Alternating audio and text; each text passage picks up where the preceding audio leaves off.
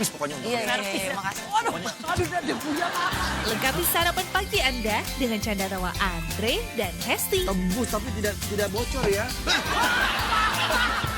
Banyak info menarik yang bikin happy. Ini perlombaan sirkus. Ini lompat jangkrik masuk sini. Iya. Tetap di pagi-pagi. Semangat. Semangat. Semangat pagi bersama Pagi-Pagi. Hanya Seorang kepala desa dan sekretarisnya di Sidoarjo ditangkap aparat kepolisian lantaran melakukan pungutan liar.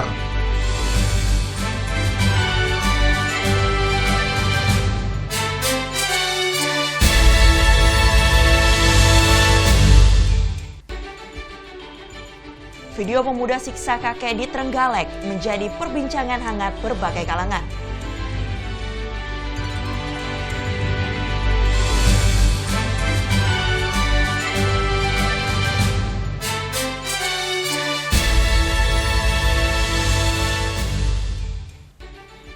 Persebaya Surabaya kembali raih kemenangan dan puncaki klasemen sementara di grup B dalam Piala Dirgantara.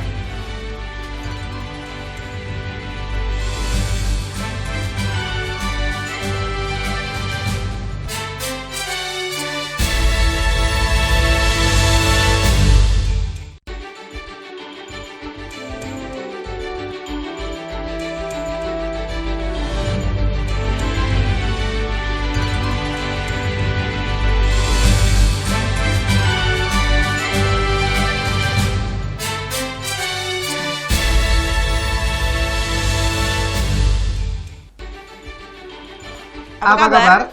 Selain 3 informasi utama yang akan kami hadirkan untuk Anda, berbagai informasi menarik dan inspiratif juga akan kami hadirkan untuk Anda. Dan baiklah, kita awali informasi pertama dari Kediri. Jembatan penghubung antara Kabupaten Kediri dengan Kota Kediri Kamis dini hari ambrol. Separuh jembatan amblas terbawa derasnya air Sungai Berantas. Jembatan Merican, penghubung Kabupaten Kediri dengan Kota Kediri ini ambrol setelah tiang jembatan diterjang derasnya aliran Sungai Berantas Kamis dini hari. Tidak ada korban jiwa atas ambrolnya jembatan yang memiliki panjang 100 meter dengan lebar 5 meter ini. Pasalnya, saat kejadian, kondisi sepi dan tidak ada warga yang melintas. Awal mulanya kejadian ya keter air ya mas, keter air lalu miring-miring terus ambruk. Ini warga nggak boleh melintas. Iya nggak boleh lintas. Ditutup Pak ya? Ya tutup. Kenapa Pak? Misalnya airnya tinggi. Kalau banjir ditutup gitu. Ya, Jam berapa Pak? setengah 12. Akibat ambrolnya jembatan ini, warga pun harus menempuh jalan lain dengan jarak tempuh lebih jauh. Biasanya menggunakan jalur sini. Iya, saya kuliah Mbak. Juga lewatnya sini. Kenapa milih sini, Mbak? Ya lebih cepat sih. Biasanya kalau sana juga ramai banyak truk-truk. Terus kalau kondisinya jembatan kayak gini terus gimana ini? Ya putar lewat Semabis. Jauh nggak sih, Pak? Jauh lah. Berapa kira-kira waktu yang dibutuhin atau Ya kalau lewat Semampir 10 menitan gitu. lebih lama? Iya. Jembatan Merican dibangun sejak tahun 1898 oleh pabrik gula Merican. Sebelumnya, jembatan sempat ditutup karena kondisi sudah tidak layak untuk digunakan.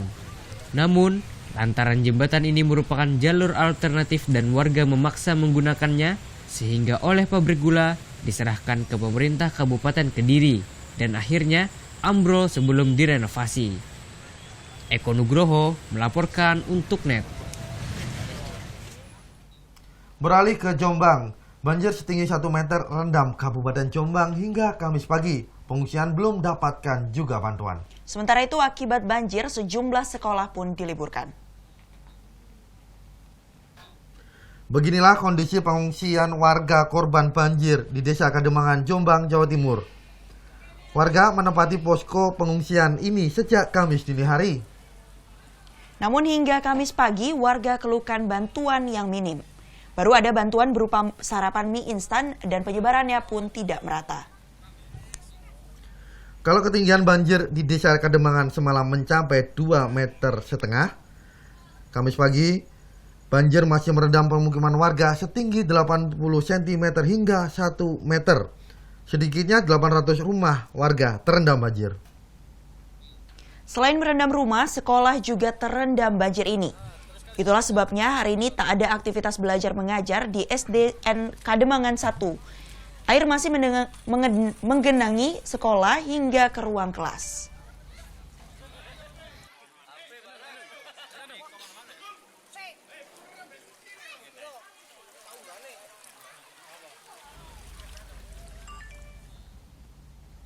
Sementara itu, ratusan rumah dan akses jalan utama di Kota Sampang terendam banjir hingga Kamis pagi. Di beberapa wilayah di Sampang, banjir sudah terjadi selama 2 hari. Kamis pagi sejumlah wilayah di Kota Sampang terendam banjir akibat luapan Sungai Kemuning. Permukiman warga banjir, ratusan rumah di Kelurahan Dalpenang terendam. Nggak bisa aktivitas, Pak. Gimana? Mau ke kantor nggak bisa. Mau ke pasar nggak bisa. Ya apa, mau masak gimana ini? Di Kelurahan Dalpenang, kondisi ini sudah terjadi selama 2 hari. Akibat intensitas hujan tinggi, air sungai meluap di wilayah hilir Kota Sampang. Ya kurang lebih 1 meter ya. 1 meter. Mulai kemarin banjir ini. Tadi malam datang lagi. Kira-kira jam 12-an. Sebagian ada yang ngungsi ya. Jalan utama di Kota Sampang juga banjir setengah meter. Sejumlah toko terpaksa tutup karena akses jalan terendam. Didik Setiabudi melaporkan untuk NET. Musibah banjir yang sering kali terjadi di Sampang mulai berdampak pada munculnya penyakit leptospirosis atau kencing tikus. Sedikitnya ada 5 warga kini dirawat di rumah sakit daerah Sampang akibat terjangkit penyakit tersebut. Kelima warga yang terjangkit penyakit leptospirosis kini masih mendapat perawatan intensif di rumah sakit daerah Sampang. Akibat penyakit yang ditularkan melalui kencing tikus ini, kondisi pasien lemas dan tidak bisa berjalan. Selain itu, warna kulit juga berubah menjadi kekuningan. Awalnya menggigil sama panas, demam. Lalu kayak lumpuh, kayak nggak punya tenaga itu. Lemas. Kata dokter apa, Bu? Lepto. Ini udah berapa hari dirawat, Bu? Sudah 5 hari di sini. Di rumah 1 minggu yang sakit. Penyakit leptospirosis ini seringkali mewabah di daerah Sampang, terutama usai terjadi banjir. Dari data yang ada, di rumah sakit daerah Sampang ini, selama tahun 2017 sudah tangani 17 warga yang terjangkit leptospirosis. Kita sudah sering menghadapi leptospirosis, jadi setiap kali habis banjir ini kita sudah siaga. 2017 totalnya mungkin sekitar 14 totalnya. Hari ini dirawat? Kalau hari ini yang dirawat 5, tapi kondisinya membaik. Guna mencegah tertular penyakit leptospirosis, warga dihimbau untuk menghindari lokasi genangan air saat terjadi banjir. Didik Setiabudi melaporkan untuk NET. Kita beralih ke informasi lain. Kepala Desa Ploso, Kecamatan Krembung, Sidoarjo dan sekretarisnya ditangkap aparat kepolisian Polresta Sidoarjo. Keduanya diduga terlibat kasus pungutan liar dalam penerbitan sertifikat program agraria nasional atau PRONA. Setelah ditetapkan sebagai tersangka kasus pungutan liar dalam penerbitan sertifikat program PRONA, Kepala Desa Ploso, Kecamatan Krembung, Sidoarjo, Saiful Effendi, dan Sekretaris Desa Abdul Rafiq diperiksa petugas di Mapolresta Sidoarjo Kamis siang. Dalam pengurusan sertifikat program PRONA ini, warga seharusnya tidak dipungut biaya. Namun, keduanya mengharuskan warga membayar Rp500.000. Tak hanya itu, keduanya secara sekongkol juga menarik uang untuk pembuatan surat hibah atau waris dan pengukuran tanah senilai Rp500.000 tiap pemohon. Dari hasil pungli ini, terkumpul uang hingga Rp521,2 juta. Uang tersebut terkumpul selama periode Agustus 2016 hingga Februari 2017. Pomas itu adalah mereka yang membentuk panitia untuk mengkumulir dana itu, dan untuk Pak Sekdes dia yang menerima untuk pembayaran uang hibah waris, dan uang itu 502 juta ini kita sita dari beberapa perangkat desa yang nantinya mungkin pasti akan terlibat dalam perkara ini. Terungkapnya kasus yang dilakukan kedua tersangka ini berawal dari laporan masyarakat yang menjadi korban pungutan liar. Petugas berharap agar warga tak segan untuk melaporkan kasus serupa apabila mengetahui atau menjadi korbannya, sehingga praktik pungutan liar tak kembali memakan korban. Muhammad Fahmi melaporkan untuk NET. Sidang dengan agenda eksepsi atau pembelaan terdakwa taat pribadi di Pengadilan Negeri Keraksaan Probolinggo Kamis pagi batal digelar. Terdakwa tak hadiri sidang dengan alasan sakit. Majelis Hakim Pengadilan Negeri Keraksaan Probolinggo, Jawa Timur, Kamis pagi rencananya akan menggelar sidang kasus penipuan dan pembunuhan dengan terdakwa taat pribadi. Sidang dengan agenda eksepsi atau nota pembelaan terdakwa, namun sidang akhirnya ditunda pekan depan karena terdakwa taat pribadi sakit. Kami sebagai jaksa penuntut umum tidak bisa menghadirkan terdakwa mengingat terdakwa pada kondisi sakit. Hal itu dikuatkan dengan hasil pemeriksaan dokter.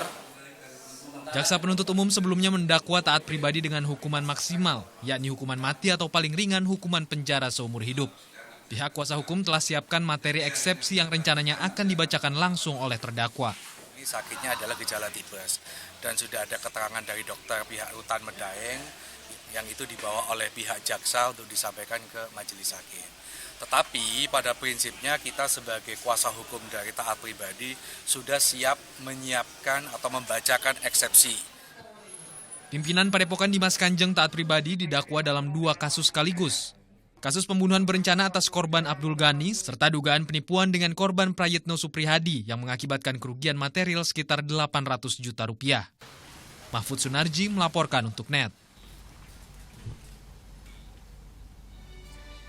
Video seorang remaja siksa kakek di Trenggalek menjadi perbincangan hangat di berbagai kalangan. Simak informasi selengkapnya di NET Jatim usai jeda.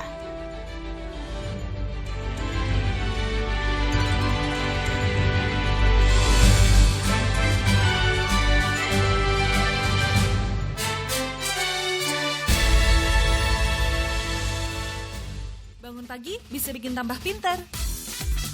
Barang Andre Hesti bisa. Kamu ada siapa sih dari sekarang? Aku Popeye. Sebentar. Kenapa? Popeye kan kepalanya bukan yang itu. Berbagai inovasi masa kini, seru-seruan di Fun Science. Perubahan suhu yang terjadi akan mengakibatkan seperti apa? Oke. Lihat. Hingga tips oi-oi. Kita masuk ke dalam tips oi-oi. Pagi-pagi, hanya di NET. Selamat pagi. In here, aku harus menempatkan seorang personal assistant. Where did you work before? Yes, of course. Yes. Selamat datang di dunia syuting pagi hari. Tadi naik apa kesini Kak Dika? Naik mobil. Oh, naik mobil. Nanti pulangnya bareng kali ya. Ini mbaknya lagi. Sarah Sehan, Senin sampai Jumat jam 9 pagi, hanya di NET. Manfaat di balik makanan dan minuman kaya gizi. Bagaimana sih membuat makanan yang sehat dan bagaimana pula mendapatkannya? Ragam olahan untuk ciptakan solusi. Kadang-kadang kita suka males ya kalau harus makan buah dalam kondisi utuh. Nah, buah kering ini bisa menjadi solusi. Paduan gaya hidup sehat bersama Wonder Food. Senin sampai Jumat jam 2 siang, hanya di NET. Dengan Mbak Tantri ya? Iya, betul. Kita kan mau olahraga. Udah janji kan berdua, ayo. Udahlah, jangan manja. Hari ini aku akan gembar kamu. Tapi mohon maaf, naik motornya nggak bisa bertiga. Siapa yang bertiga, Mas? Mbak, itu pacarnya? Iya, saya tuh mau ngajarin pacar saya tuh supaya kuat sama sehat dan fisiknya oke, Mas. Lihat ke saya nih, segar olahraga mulu. Ayo sayang, semangat! Dikit lagi!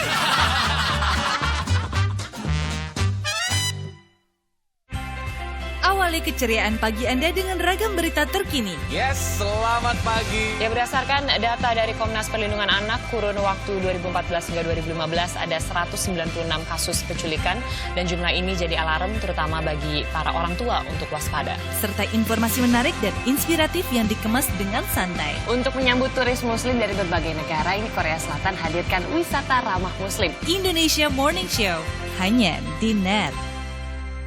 Kabupaten pasti sudah tak asing lagi kan dengan program-program berkualitas ini yang syarat inspirasi dan menghibur tentunya. Ini kesempatanmu untuk bergabung di belakang layar dan menjadi bagian dari tim broadcaster terbaik. Di sini tempatmu berinovasi tanpa batas. Bergabunglah bersama Net Media Development Program yang kelima. Kunjungi websitenya, daftarkan dirimu segera dan berkarya bersama broadcaster masa kini.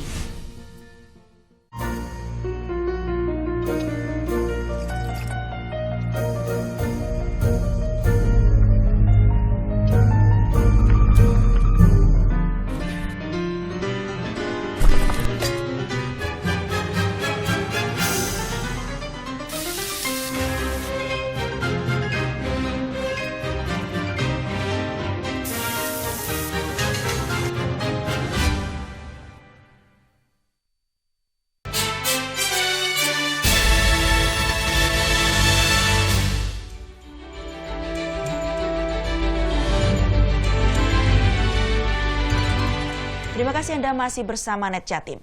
Polisi ungkap penyebab kematian pria yang jasadnya ditemukan di dalam rawa pinggir tol Sediatmo, Penjaringan, Jakarta Utara pada 23 Februari lalu. Polisi pastikan jasad pria tersebut merupakan warga Nganjuk. Dari identitas yang ditemukan dan keterangan pihak keluarga, korban dipastikan bernama Yantoko, berusia 27 tahun asal Nganjuk. Korban tewas akibat kapsul berisi sabu yang ada di dalam perutnya pecah. Saat diotopsi di rumah sakit, petugas temukan 10 kapsul berisi sabu seberat 250 gram. Korban diduga kuat kurir narkoba jaringan internasional. 3 hari sebelum ditemukan tewas, Yantoko diketahui mendarat di Bandara Soekarno-Hatta setelah dari Tiongkok. Selain bukti-bukti perjalanan seperti tiket pesawat dan paspor, keberadaan korban di bandara juga terekam oleh kamera CCTV. Ketiganya diduga lakukan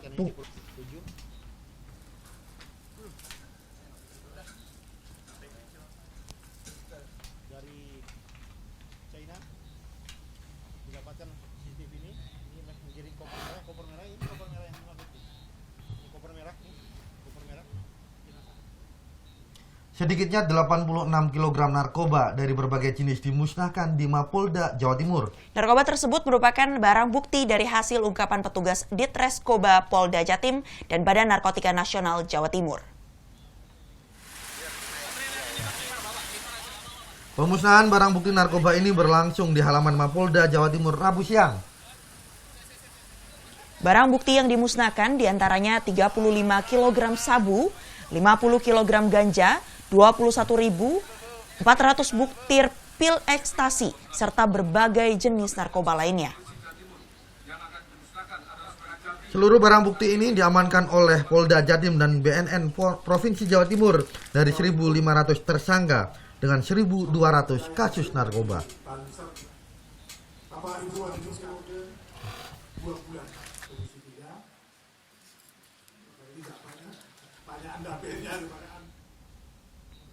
Video penganiayaan oleh sejumlah remaja terhadap seorang kakek di Jalan Raya Trenggalek, Ponorogo menjadi viral di media sosial. Video ini pun ditindaklanjuti kepolisian dan pemerintah setempat. Inilah video penganiayaan yang tersebar di media sosial dan mendapat kecaman luar biasa dari netizen. Sejumlah remaja terlihat menganiaya seorang kakek. Dari keterangan yang dihimpun pihak kepolisian, peristiwa ini terjadi di lingkungan Cengkong, Trenggalek, Jawa Timur. Video yang baru beredar sejak 28 Februari lalu ini sebenarnya peristiwa yang terjadi pada tahun 2015 silam.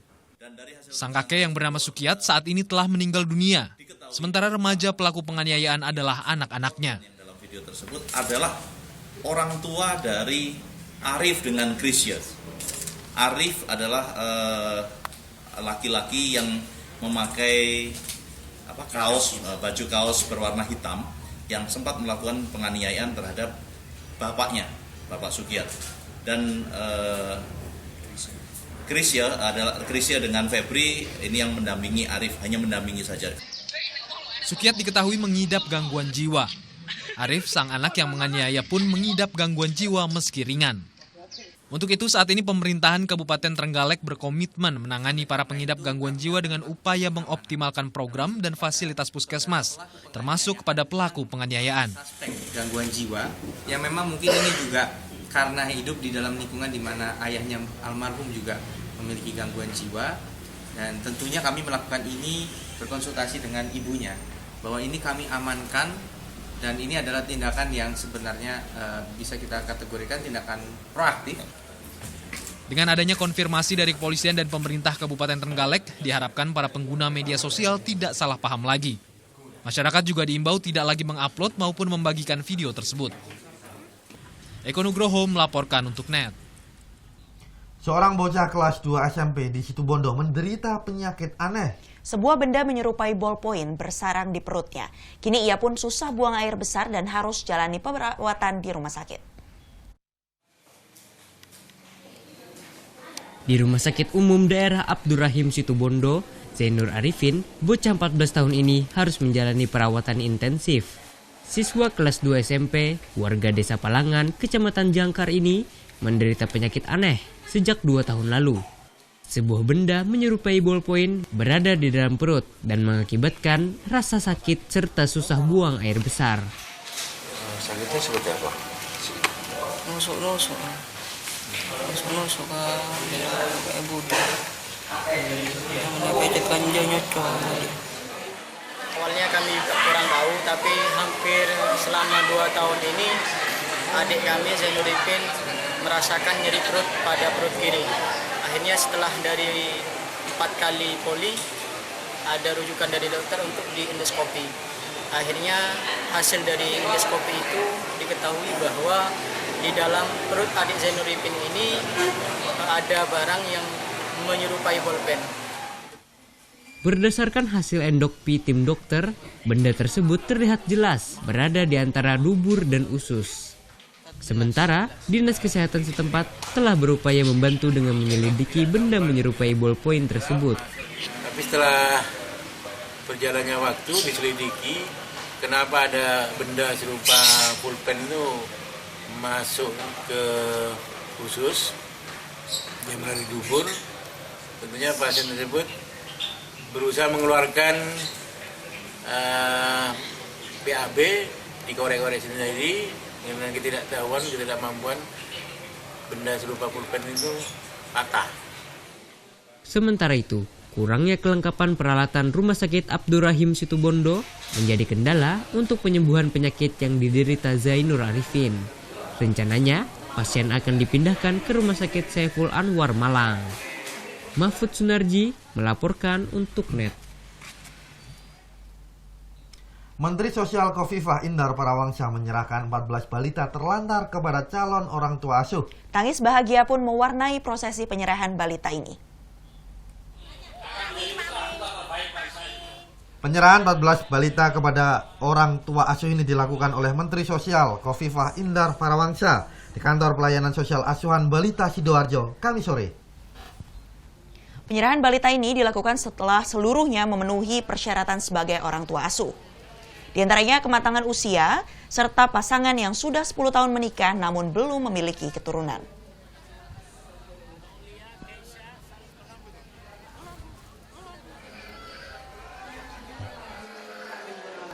Dilihat dari kondisi psikologis calon orang tua asuh. Dilihat dari kondisi ekonomi calon orang tua asuh. Kemudian beda lagi single parent. Tidak diseyogyakan mengangkat anak kalau itu single parent. Jadi kualifikasinya memang dilakukan untuk melindungi anak. Jangan beranjak kemana-mana, setelah ini NET Jatim akan segera kembali. Di antaranya wisata berkuda yang akan menjadi salah satu sajian kami. Tetaplah di NET Jatim.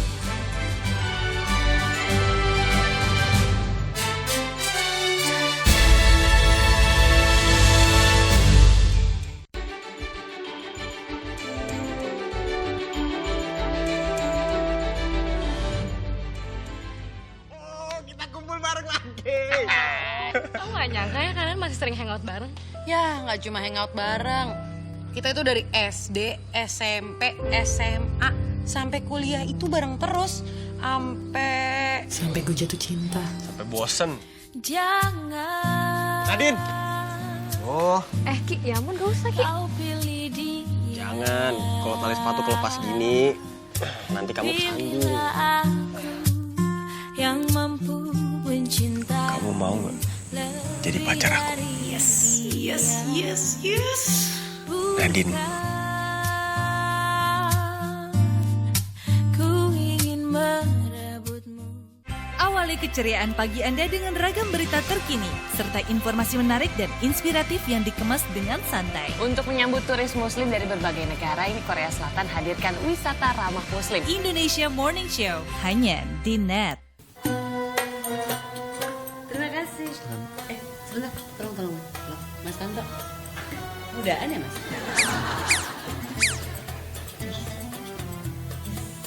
Kangen semua ini. Iya Ibu, minum Ibu.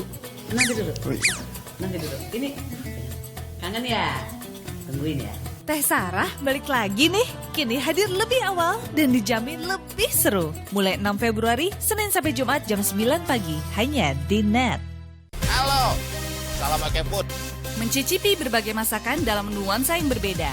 Bersama Pepi. Boleh nanya ini kenapa namanya soto Betawi Haji Ma'ruf? Rasanya unik, tapi enak. Perasaan lemon dalam air es memberikan semangat baru untuk makan lagi. Tahu kejerak! Mari menyusuri jejak kuliner Indonesia. Oke Food, setiap Senin sampai Jumat jam 2:30 sore, hanya di NET. Boleh Ini semua saya servis pokoknya. Iya, makasih. Aduh, dia punya. Lengkapi sarapan pagi Anda dengan canda tawa Andre dan Hesti. Tembus tapi tidak bocor ya. Banyak info menarik yang bikin happy. Ini buat perlombaan sirkus. Ini lompat jangkrik masuk sini. Iya. Tapi pagi-pagi semangat. Semangat pagi bersama Pagi-Pagi, hanya di NET. Alright, we're back on Breakout still with Jessie J. Darwin right next to me, man. Sekarang gua lagi duduk barengan sama Omi. Simple Plan. What's going on? How are you doing? Everything great, man.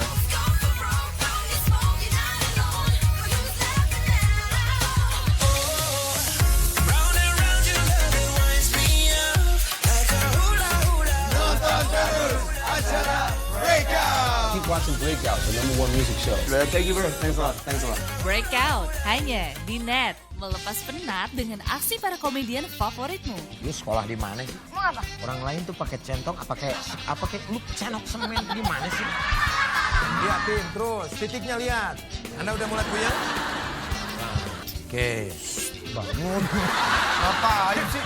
Hipnotis. Diem aja lu, Ron. Nih bukain dong, gua panas. Selamat menonton dan semoga bisa menahan tawa. Komedi Night Live, besok malam jam 8.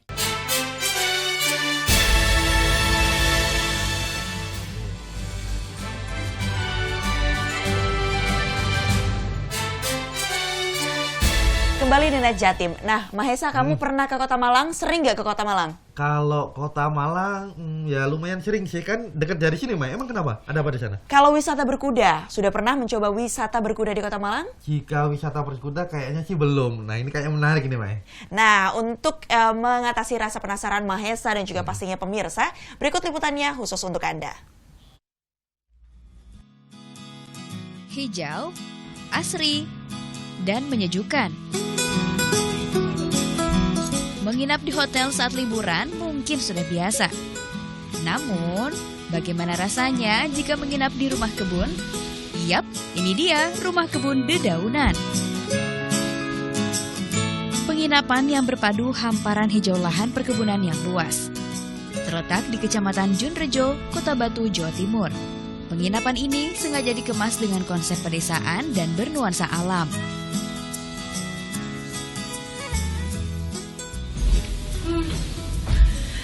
Ini kamarnya nuansa alamnya mendapat banget. Lantai dan dindingnya terbuat dari kayu. Tradisional banget. Lemarinya, furniture-nya semuanya bagus. Kita lihat-lihat lagi ya.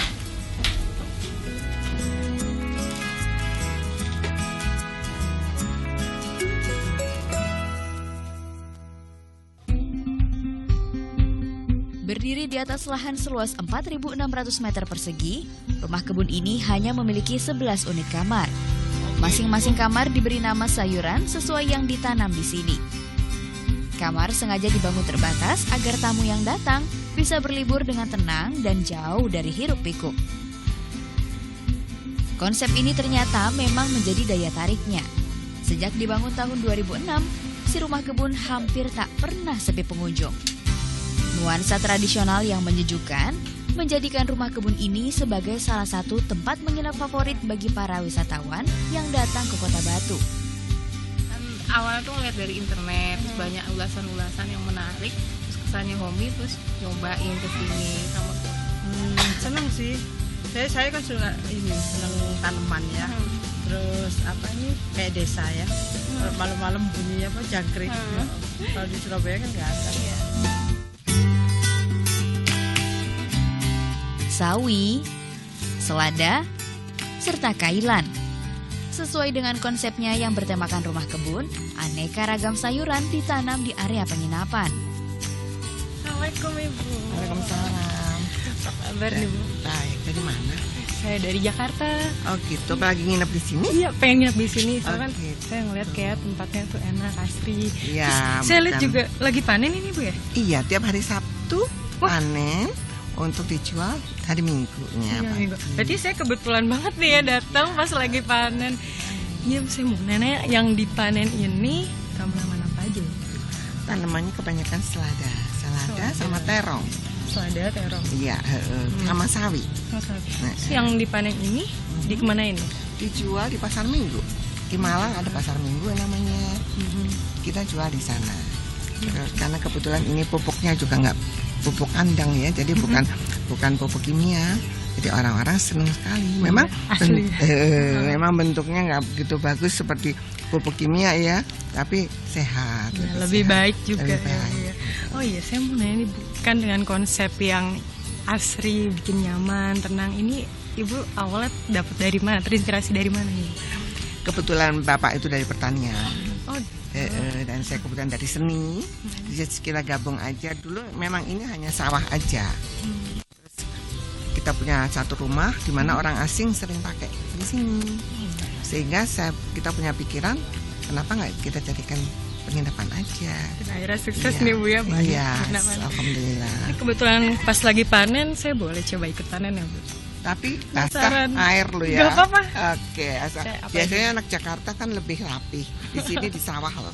Ya? Enggak, saya penasaran pengen ikut panen, kayak seru gitu. Silakan, boleh ya Bu ya? Boleh di situ.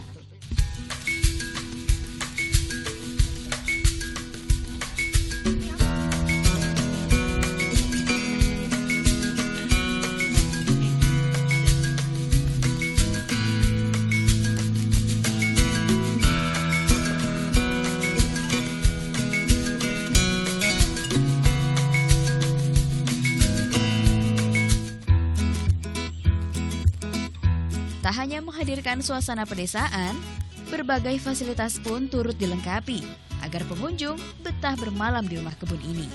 Seperti musola, tempat bersantai yang nyaman, hingga kolam renang.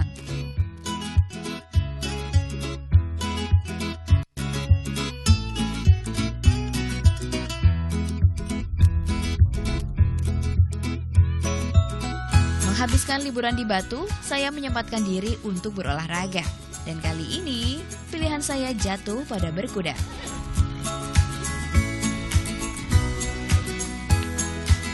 Halo Pak, Assalamualaikum. Waalaikumsalam. Mana Mbak? Iya baik, kuda gede banget. Pak, saya kan belum pernah naik kuda nih. Boleh nggak saya diajarin cara naik kudanya? Oh, gimana boleh, teknik-tekniknya? Ya, nanti tekniknya sama ini Mas Bambang yang ngelatih tunggang di Megastar, Mbak. Oh gitu? Iya, Mas ini Bambang. Ini baru pertama kali ketemu saya langsung anteng gini nih. Iya. Jadi nggak terlalu takut. Padahal sih takut. Ya, cari.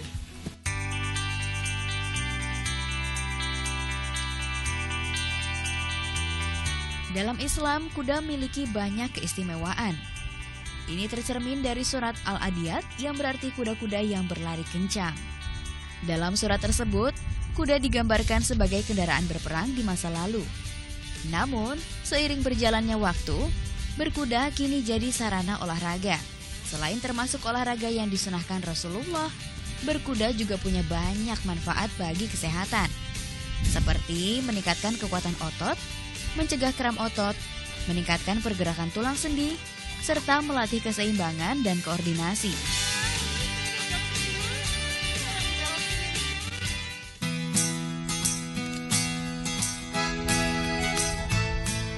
Bagi pemula seperti saya, kali pertama berkuda memang cukup menegangkan. Namun jangan khawatir, tak sulit untuk mempelajarinya karena sekarang banyak tempat berlatih menunggang kuda. Salah satunya di peternakan kuda Megastar Batu, Jawa Timur ini. Seru, harus dicoba ini. Mungkin memang pertama kali takut ya, saya juga seperti itu. Saya pertama ngeliat Jenggo ini, besar badannya. Saya takut tuh naikin, tapi saya coba pelan-pelan. Akhirnya saya berani sampai nunggang sendiri. Tapi sambil diliatin sama penjaganya. Coba jalan lagi, Jenggo. Ada sekitar 75 kuda di peternakan ini. Jenisnya pun beragam, mulai dari kuda lokal hingga peranakan benua Eropa dan Amerika. Kalau yang saya tunggangi namanya Jenggo. Jenggo adalah jenis kuda thoroughbred, peranakan silang kuda Inggris dan kuda Arab. Selain sebagai kuda tunggang rekreasi, kuda-kuda di sini juga sering dilombakan sebagai kuda pacu di berbagai ajang lomba. Supaya sehat, kuda dirawat secara rutin. Kandangnya harus dibersihkan setiap hari, makanannya juga 3 kali sehari. Dan jangan lupa, si kuda juga senang loh disikati bulunya. Nah, ini jadi untuk menyikat kuda ada 2 macam. Yang satu untuk membersihkan kotorannya, mengangkat kotorannya, dan bulu-bulu yang panjang itu juga sekalian terangkat, disikat seperti ini. Dan satu lagi untuk membersihkan kotoran yang sudah terangkat. Kudanya sudah dibersihkan, selanjutnya dia makan ya Pak. Setelah makan, dia siap dilatih lagi. Kantongnya saya jadi nggak tahu.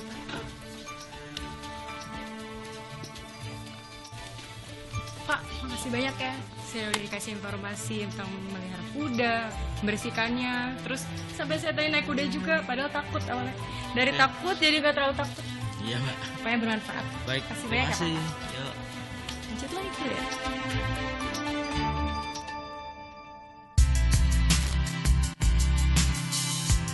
Menikmati keindahan Kota Batu, rasanya belum lengkap jika belum berkunjung ke alun-alunnya. Air mancur, gelak tawariang anak-anak, serta kelap-kelip lampu nan indah meriahkan suasana alun-alun Kota Batu setiap malamnya. Pasca renovasi dan dibuka kembali bulan Mei 2011, alun-alun Kota Batu hadir dengan wajah baru dan menjadi salah satu ikon wisata di kota ini. Dikenal dengan julukan Kota Apel, patung apel raksasa pun sengaja dibangun di tengah-tengah alun sebagai simbol dari kota ini. Beragam wahana juga disediakan untuk memanjakan pengunjung, mulai dari fasilitas tempat bermain anak, hingga biang lala yang menjadi wahana favorit di tempat ini. Ini dia biang lala, salah satu wahana yang menjadi favorit para pengunjung. Tidak heran jika para pengunjung harus rela antri panjang untuk naik biang lala ini. Dan berhubung saya di sini, saya juga tidak mau kalah untuk naik. Menikmati dinginnya malam, ditemani dengan kelap-kelip lampu, membuat kenangan di Kota Batu bakal susah dilupakan. Rasanya ingin lagi dan lagi datang ke kota ini. Kami akan jeda sejenak, namun di segmen selanjutnya akan kami hadirkan wisata penangkaran rusa. Jangan kemana-mana, Nejatim segera kembali.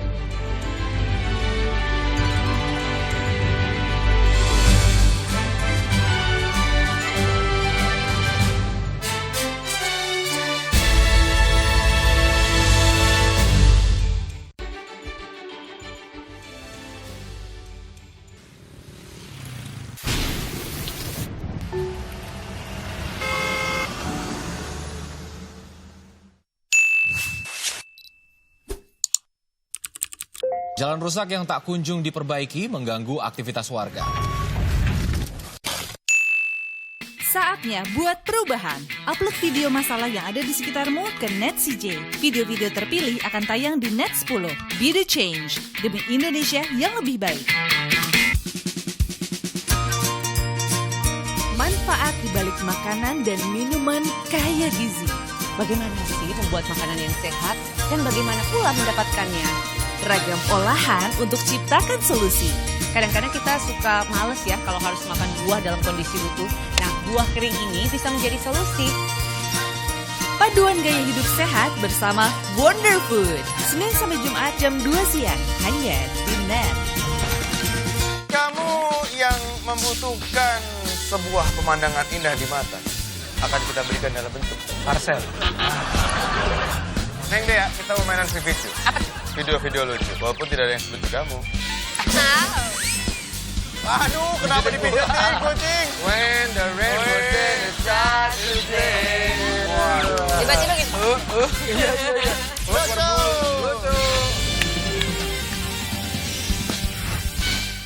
Dengan Mbak Tantri ya? Iya, betul. Kita kan mau olahraga. Udah janji kan berdua, ayo. Udahlah, jangan manja. Hari ini aku akan gember kamu. Tapi mohon maaf, naik motornya nggak bisa bertiga. Siapa yang bertiga, Mas? Mbak, itu pacarnya? Iya, saya tuh mau ngajarin pacar saya tuh supaya kuat sama sehat dan fisiknya oke, Mas. Lihat ke saya nih, segar olahraga mulu. Ayo sayang, semangat! Dikit lagi!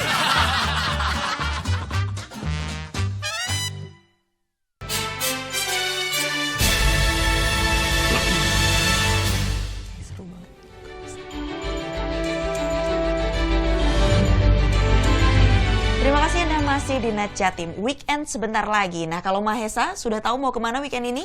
Kalau weekend ini masih belum ada rencana, tapi saya pengennya sama keluarga berlibur ke tempat yang ada nuansa-nuansa alamnya, Mai. Nah, kalau begitu tempat yang satu ini sepertinya cocok untuk menjadi referensi Mahesa nih. Karena di Kota Batu terdapat wahana edukasi agrowisata yang di dalamnya memiliki fasilitas membentuk karakter dan kekompakan anak-anak. Selain itu, di tempat ini juga para pengunjung bisa bersenang-senang dalam satu lokasi wisata.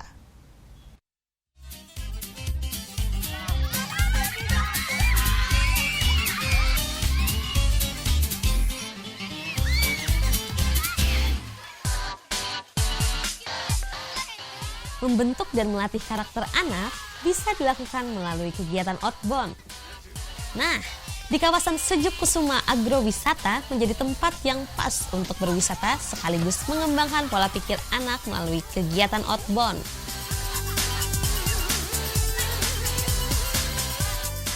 Terletak di Jalan Abdul Ghani Atas, Kota Batu terdapat banyak pilihan wisata. Hindari macet, tempat yang berada di ketinggian 1.100 meter di atas permukaan laut ini tempat yang pas untuk melatih kekompakan anak.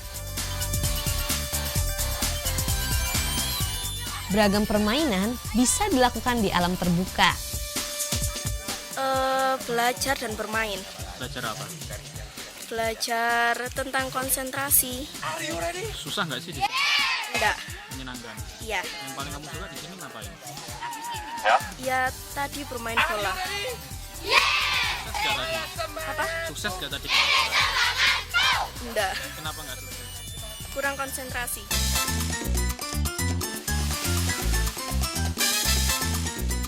Lelah bermain outbound? Fasilitas waterpark siap memanjakan buah hati kita.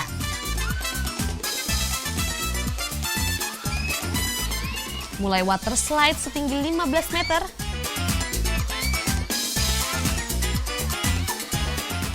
kolam arus,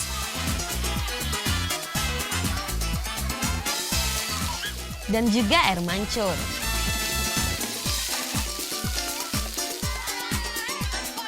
Outbound sekolah sama teman-teman juga sama guru.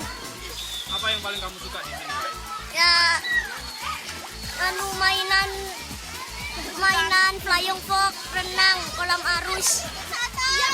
Seneng nggak kamu main di sini? Seneng. Tak cuma bersenang-senang, pengunjung juga bisa belajar di tempat ini. Untuk outbound sendiri, yang pertama kita ada team building. Jadi team building itu meningkatkan kerjasama antar member di corporate, bisa juga di university. Kalau untuk anaknya biasanya kita melatih leadership-nya. Di refreshing-nya kita nanti endingnya ada di waterpark. Jadi anak-anak setelah outbound sekitar 4-5 jam bisa mereka menikmati percikan dari Kusuma Waterpark itu sendiri. Tiket outbound dipatok mulai harga Rp50.000 per orang serta Rp25.000 untuk tiket wahana air atau waterpark. Tutus Sugiarto melaporkan untuk NET. Gimana Mahesa, seru? Lumayan seru juga ya, Mai. Bisa jadi tempat saya wisata dengan keluarga nih. Benar sekali. Nah, sekarang gantian saya, Mai. Mayfrey sudah pernah lihat rusa secara langsung dari habitatnya belum?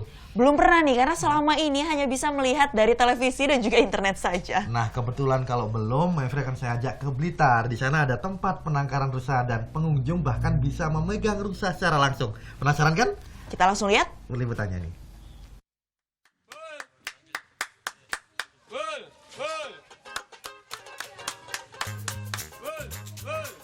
Beginilah cara memanggil rusa-rusa liar yang ditangkarkan di area perhutani Maliran KPH Blitar. Bermodal tepukan, rusa-rusa liar datang mencari makan. Tak kurang dari 3 gerobak rumput dan makanan tambahan untuk memberi makan rusa-rusa di sini. Petugas menyediakan seikat kacang panjang seharga Rp2.000 untuk pengunjung memberi makan rusa liar ini. Awalnya takut banget, tapi ketika sudah dicoba pertama-tama kita kasih makan dan sebagainya, ternyata mereka bisa jinak dan tidak ada yang melukai kita.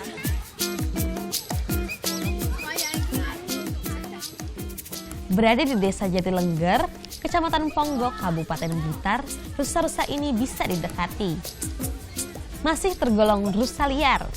Seringnya interaksi dengan manusia membuat rusa menjadi jinak. Meski demikian, sejumlah pawang tetap bersiaga mengawasi rusa dan pengunjung. Rusa-rusa di sini sudah mulai jinak semua, Mas. Jadi mereka bisa langsung interaksi. Kalau dulunya itu gesit, sekarang sudah jinak semua ini. Tak kurang dari 80 rusa hidup bebas di tempat penangkaran ini.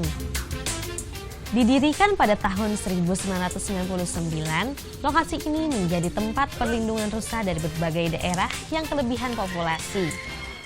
Di antaranya dari Bogor, Magetan, dan Malang. Pengen berwisata di penangkaran rusa Maliran? Tiket masuk menuju tempat ini cuma ditarik Rp5.000 saja. Eko Nugroho melaporkan untuk NET.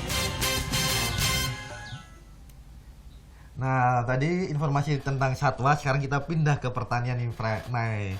Untuk efisiensi lahan, petani sayur mayur di Banyuwangi mulai beralih dengan pola tanam hidroponik.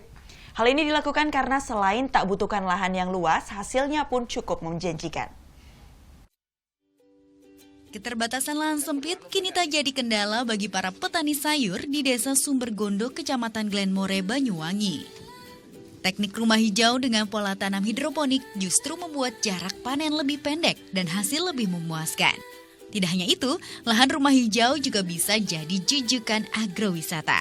Pertama, tanaman hidroponik itu adalah tanaman seni. Artinya seni, kita nggak pakai tanah, bisa hidup. Bisa tak bikin untuk tambahan hasil. Alhamdulillah dulu kita pakai 1 meja dan sekarang menjadi 4 meja, insya Allah kita tambahin lagi. Karena apa? Selain umurnya cukup pendek, organik juga harganya pun lebih mahal daripada sayuran konvensional. Pola hidroponik tak perlukan tanah untuk menanam. Cukup gabus atau busa tebal serta pengaturan sirkulasi udara. Alhasil, dengan penanaman 15 hari dan perawatan 15 hari, para petani sudah siap panen dalam waktu sebulan. Setangkai sayuran organik ini dibanderol harga Rp5.000. Yang senang tentunya para pembeli karena harganya murah dan bebas membeli langsung dari kebun. Karena kualitasnya bagus, nggak jauh-jauh beli di mana-mana. Di sini aja dekat, daripada di supermarket lebih mahal. Dengan ukuran greenhouse 12 x 6 meter, petani bisa membuat 5 meja tanam yang berisi 10.000 batang sayur. Modal tanam Rp2 juta, namun hasil setiap bulan bisa untung Rp3 juta. Ada yang tertarik untuk mencoba? Mahfud Sunarji melaporkan untuk NET. Persebaya Surabaya kembali raih kemenangan dan puncaki klasemen sementara di grup B dalam Piala Dirgantara. Tetaplah di Net Jatim karena informasinya akan kami hadirkan untuk Anda.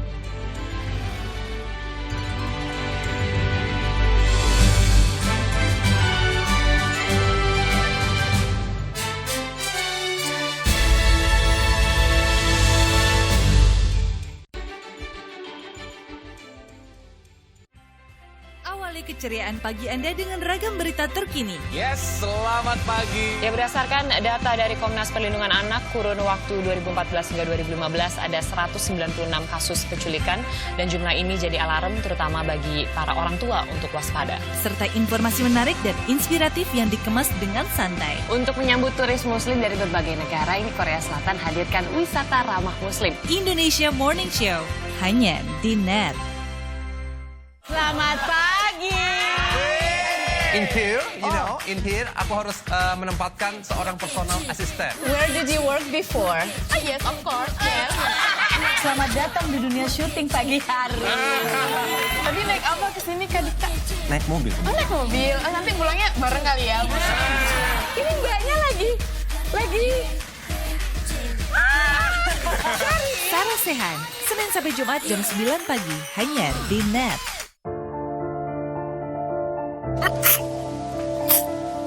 Nih, pakai jaket gua. Ini kan sapu tangan. Almarhum ibu gua. Kan gua yang pakai. Bukan orang lain.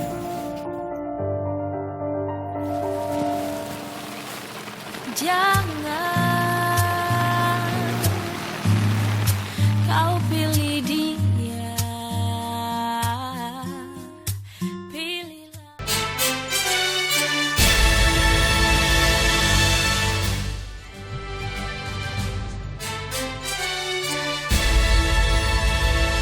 Anda masih di Net Jatim. Persebaya Surabaya makin kokohkan posisinya di puncak klasemen sementara Grup B dalam Dirgantara Cup 2017. Dalam laga keduanya melawan Persebul Bol di Stadion Mangkuharjo, Sleman, Yogyakarta, Kamis malam Laskar Bajul Ijo menang tipis 1-0. Kamis malam Persebaya Surabaya lakoni laga keduanya di Grup B melawan Persebul Bol Sulawesi Tengah di Stadion Mangkuharjo, Sleman, Yogyakarta. Persebaya menang tipis 1-0. Tampil di hadapan ratusan pendukungnya, Laskar Bajul Ijo bermain menyerang sejak menit awal. Bahkan di menit 30, sebuah peluang gol nyaris tercipta. Tapi sayang, tendangan keras dari luar kotak penalti anak asuh Iwan Setiawan masih bisa ditepis kiper Persebul M. Irfan. Di menit 38, Kapten Persebaya Mat Halil sukses ceploskan bola ke gawang Persebul. Tapi sayang, gol dianulir wasit karena posisi offside.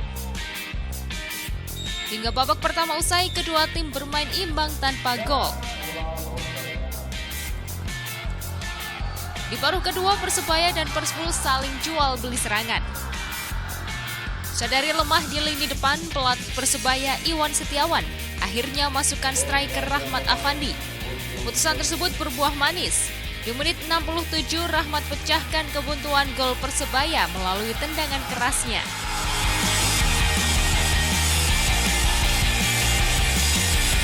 Skor 1-0 tak berubah hingga babak kedua usai. Dengan hasil ini, Persebaya makin kokohkan posisinya di puncak klasemen sementara Grup B. Hadapi laga ketiganya, pelatih Persebaya Iwan Setiawan mengaku sudah siapkan strategi dan komposisi pemainnya. Sementara bagi Persebul, laga kontra Persebaya menjadi pembelajaran untuk persiapan Liga 2 Indonesia. Terus mungkin kita lihat situasi, karena kita juga harus melihat siapa lawan kita yang di seberang. Kan jadi seperti itu. Jadi kita mungkin hasil pertandingan kita yang di pertandingan ketiga juga saya kira itu pertandingan penting karena mau melihat siapa yang kita ketemu untuk tim yang di seberang. Oleh karena itu perjuangan yang sudah dilakukan oleh anak-anak WOW, anak-anak Vietnam dan sudah cukup memuaskan pada kami. Oleh karena itu mudah-mudahan di dalam kompetisi ke depan untuk divisi hitam kami juga berkeinginan untuk mengusulkan kepada PSSI bahwa kami bisa bergabung dengan Persebaya dan grup 3, grup 4 di wilayah Jawa. Pada laga ketiga Sabtu malam, Persebaya akan hadapi Cilegon FC. Hari Dwi melaporkan untuk NET. Mantan penyerang Persibat Batang, Jawa Tengah akan menjual sepatu emas yang merupakan hasil prestasinya menjadi top skor Divisi 1 2014. Hasil penjualan sepatu ini nantinya akan digunakan untuk biaya berobat akibat cedera yang dialaminya.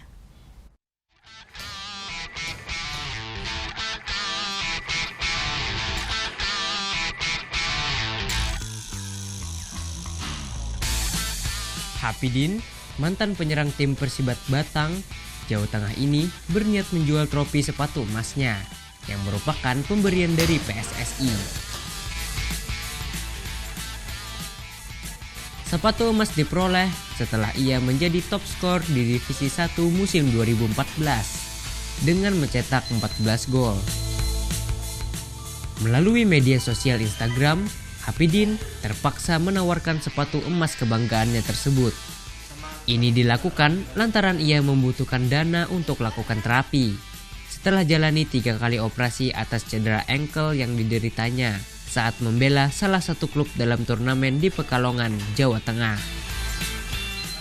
Pas waktu saya sudah posting itu memang sudah banyak yang nawar, cuman dari situ saya banyak masukan sama ada beberapa teman sama kerabat yang memarahi saya agar pialanya itu jangan sampai dijual karena saya pengen terapi biar cedera saya cepat-cepat bisa pulih.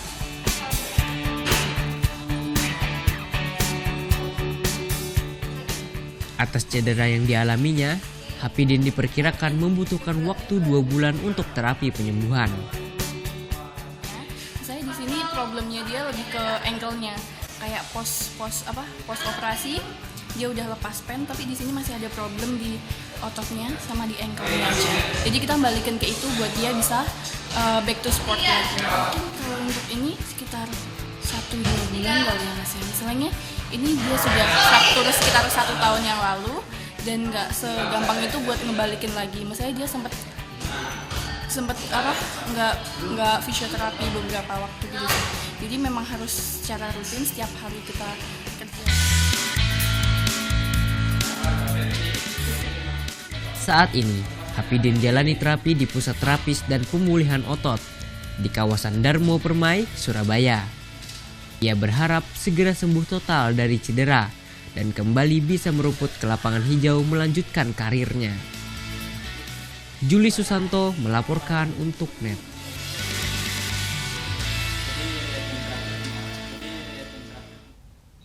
Demikian seluruh rangkaian informasi dalam program NET Jatim hari ini. Jangan lupa subscribe akun YouTube kami di www.youtube.com/netbirojatim. Akhirnya, kulo Cak Mahesa Nugraha, kulo Neng Mayfri Syari, mohon pamit dan matur suwun dulur. I got one less problem without you. I got one less problem without you. I got one less problem without you. I got one less. I got one less problem without you. I got one less problem without you. I got one less problem without you. Hey!